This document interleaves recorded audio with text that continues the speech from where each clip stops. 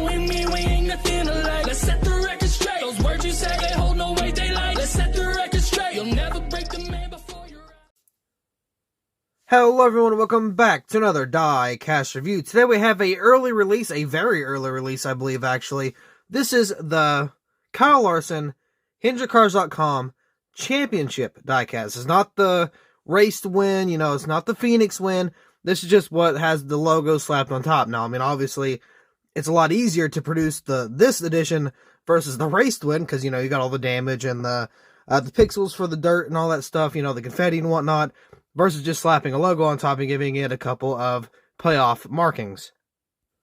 But either way, it is a pretty cool diecast. Now, what's not pretty cool about it is the box design, aka no box design, because for whatever reason, Golden Boy Chase Elliott got a fantastic box for last year for the championship car, and this year for Larson, well, 2021 for Larson, we did not, which is kind of unfortunate because I would have loved a really bright blue box, you know, had all kinds of stuff on it, would have been really nice, but I don't know, for whatever reason, I guess Larson isn't really as popular. I thought he would be kind of on the same level as Elliott, but I mean, I guess not.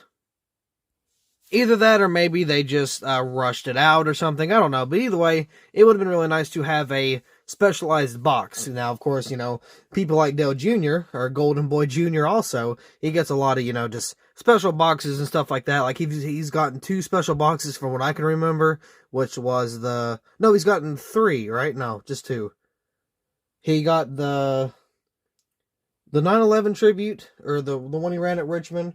The United for America is what it was. He got a special box for that one, and he got the special box for the, what was it? I think it was the clean version of his 2017 final ride. So he's got a couple here and there. Now, Elliott's only got that championship one as far as I know of, and it would be really nice for Larson to have the same one. Now, in my opinion, all cars should have a special box, but if anything, I believe Daytona 500 wins, and the championship wins, including the championship logos on the cars, should have a special box.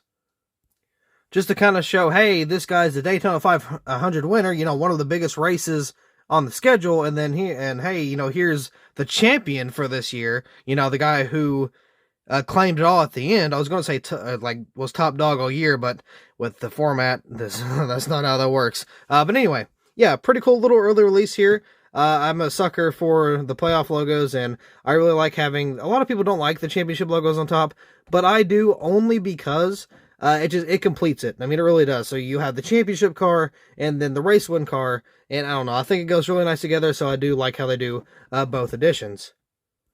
But anyway, let's go ahead and get this early release diecast out of the box and take a closer look. So here's the diecast out of the box. Now, there's a few things I want to talk about before I really get into the diecast review. But the first thing is I'm actually going to do a diecast comparison. And the comparison will, of course, be the primary paint scheme, because there is a couple different contingencies from what I can tell. But here's the thing. Other thing I wanted to talk about was this paint scheme in general. Now, obviously, Kyle Larson was not the first person to make this paint scheme famous. But he is the most relevant one to make this famous.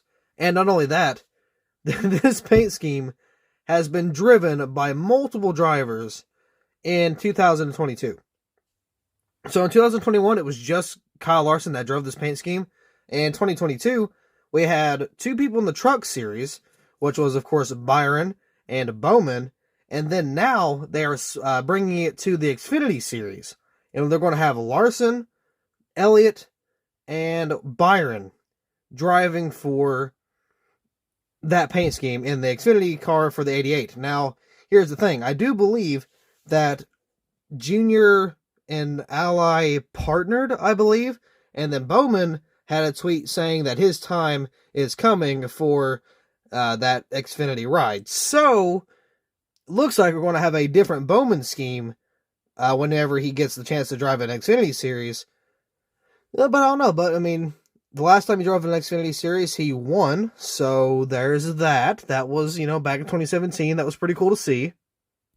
But basically, my point is, this paint scheme is being thrown around a lot right now, so it's kind of exciting. But anyway, let's go ahead and get into the diecast review here. So, I got my Let's see, I got my phone on a cord, so I'm probably going to have to unplug it so I can kind of get some arm room in here. There we go. So it's just a paint scheme. Nothing crazy other than the freaking 20,000 stickers over here. But we'll get to that in a minute. So, of course, on the hood here, we got HendrickCars.com. Which is not a surprise. We got the Larson banner right there. I don't like how the Chevy bow ties are just white. There needs to be some sort of outline, or maybe make them black, because it just doesn't really look good, and it's kind of hard to see. Because the NASCAR Cup Series champion, of course, right there on the top.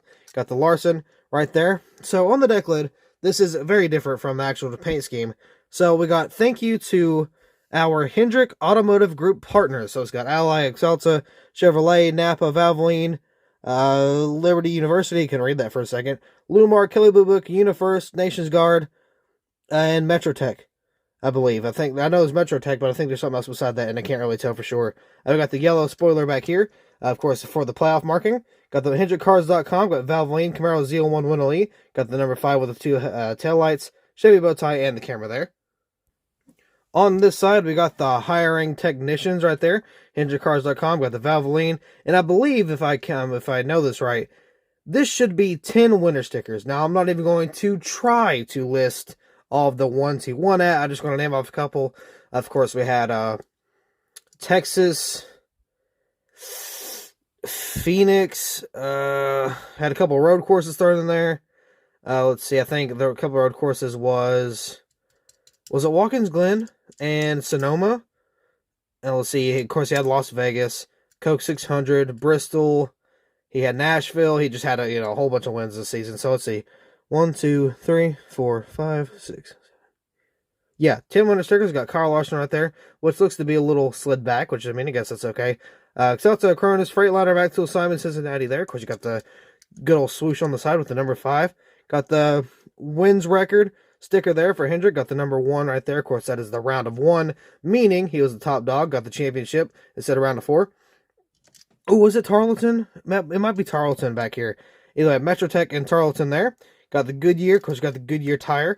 Got the Sonogo number 5 right here on the front end. Of course, you got the Hendrick Motorsports. It's very small, but it's there. And yeah, that's pretty much for the entire paint scheme. Now, of course, let's do the side-by-side comparison for how he started the year versus how he ended the year, which is a pretty dramatic difference if you kind of ask me. So, paint scheme still the same. Nothing changed about that. All the paint schemes is the same, but of course you got a couple things that are a little different. Let's brighten this up here. So what's different on the sides is above the Tarleton on the championship card, there's Metrotech. I'm not going to count the playoff markings or anything. So the Metrotech is above the Tarleton on the champion one. The hiring technicians is on the quarter panel versus the other one. And the B post is the same. Let's see, of course the deck lid is majorly different because it's got all the sponsors versus Nations Guard. Back here, that all looks the same. So, I mean, the paint scheme is the same. All the sponsors are the same, but there's just a couple add-ons. Again, you got the 10 winter stickers over here versus the none. This is how he started the year versus how he ended. Of course, he picked up Metrotech, hiring technicians, and all that good stuff. So, yeah, pretty awesome year for Larson. Now, when he came back to NASCAR, I kind of figured, he was going to get, 1 or 2 wins, in the season that way. This man started his winning streak at Las Vegas. Didn't think it was going to be that early. I was expecting maybe Talladega, maybe he would pick up from there, or like the second Daytona race, stuff like that, right? Maybe kind of win in the playoffs a little bit. Oh, yeah, he did way more than that. So, got the championship, got 10 wins. Again, not what I was expecting. Now, I don't think you could say Larson coming into this, the season was going to be a championship, driver. Maybe a contender, to the round of 8, maybe a contender there. But as far as actually getting the championship, I don't think anybody really expected that. Now, maybe they expected him to do good like I did. I didn't expect the championship, let alone 10 wins on top of that. Speaking of wins, I've got the Coke 600 car coming in soon. It should be here tomorrow or today, whenever you're watching this. I hope so, because I really want to review that car. And not only that, I got the Bowman sitting in the room waiting on a diecast haul. And I only know it's the Bowman one because it's the only 124 I've ordered in a while, and I ordered it before the Kyle Larson. So I know it's only 124, so I know that's what it is. And I'm just super eager to, actually get the diecast in the studio. But anyway, I do believe that'll be all for this diecast review, so thank you all so much for watching. I hope you all enjoyed, and I will see you in the next video.